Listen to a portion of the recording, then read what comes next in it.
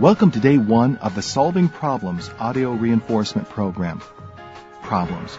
Don't you just love it when a customer presents you with a problem to solve? Whether it's something little like finding the correct price for an item or something big like correcting an improper charge or invoice, doesn't it just make your day when things don't go according to plan?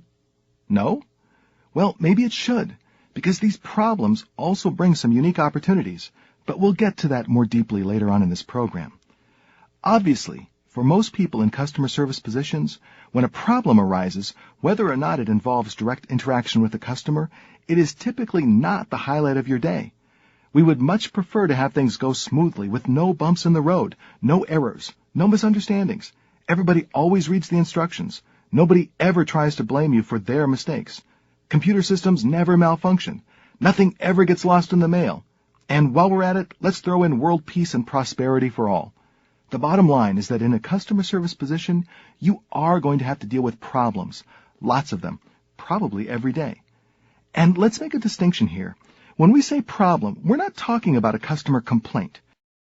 Sure, a complaint is definitely a problem to solve, but when you have a complaining customer, there are certain things you want to do in order to address the customer's emotional needs, along with his or her logical needs to have the complaint addressed.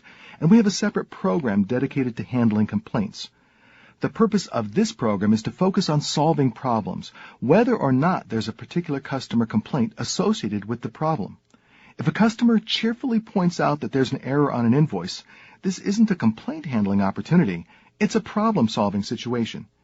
If you notice errors or mistakes that customers have not noticed, again, this is an opportunity to solve a problem. If you're struggling to figure something out, something behind the scenes that customers may never be aware of, again, this is a problem-solving opportunity. So sometimes you'll need your problem-solving skills to satisfactorily handle a customer complaint, in addition to your complaint handling skills. And sometimes you'll need your problem-solving skills to address situations that customers will never perceive. Another quick note regarding complaints. Sometimes handling complaints does not involve solving problems. It depends upon the individual circumstance, and you can learn more in our separate program titled Handling Complaints. But back to problems. On one level or another, practically everything a customer service representative does revolves around solving problems. From the moment you ask, "How may I help you?" the essence of your job is to solve whatever problem the customer presents to you.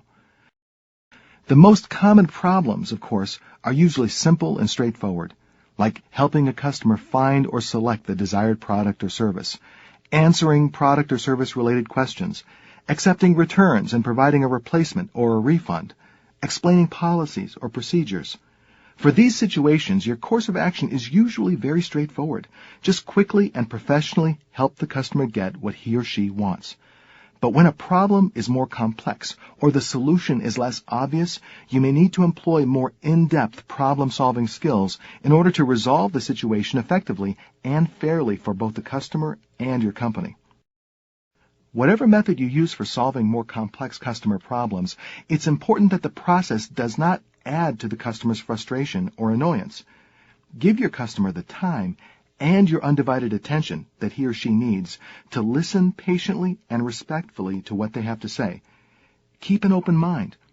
Don't jump the gun and make assumptions or present a knee-jerk solution before hearing the customer out completely. Recognize your customer's emotional needs beyond simply solving the problem. In some cases, in addition to solving their specific issue, they need to be reassured that the company is committed to quality products and services, or that the company really does appreciate their ongoing business. The problem-solving process that follows can be used with practically any challenging customer situation that requires a complex problem to be solved. There are